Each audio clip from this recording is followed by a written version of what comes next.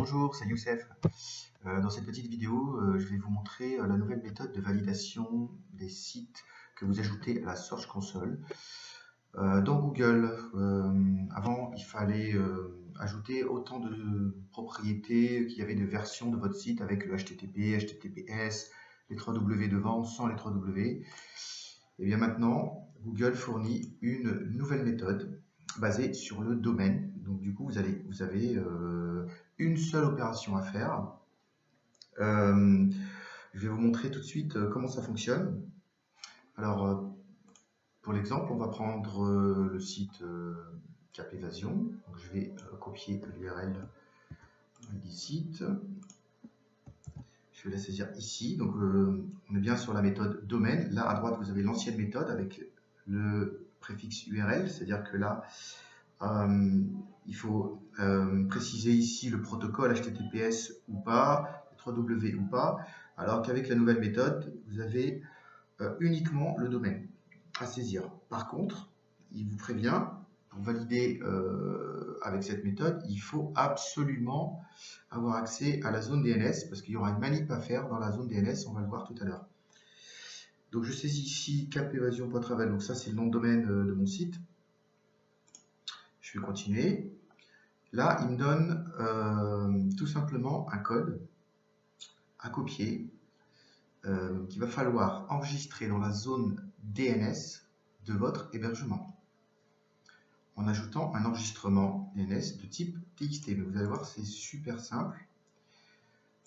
Je copie donc ce texte, je me rends dans le panneau d'administration. Là, pour l'exemple, je suis chez O2 Switch. Mais bon, tous les hébergeurs OVH, PHPNet, etc., normalement, ils fournissent tous un accès à la zone DNS. Donc, je clique sur ici, zone DNS chez O2 Switch. Je choisis le domaine Cap Évasion Travel. Je fais gérer. Et là, je vais tout simplement ajouter un enregistrement de type TXT. Donc, TXT, c'est un enregistrement libre, on peut mettre ce qu'on veut dedans.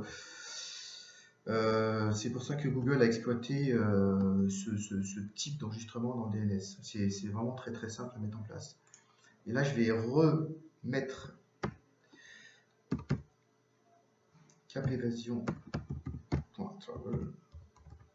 avec le point à la fin, sans oublier dans tous les enregistrements DNS, il ne faut pas oublier de mettre le point à la fin après l'extension du nom de domaine. Et surtout pas les 3W devant. Je fais ajouter.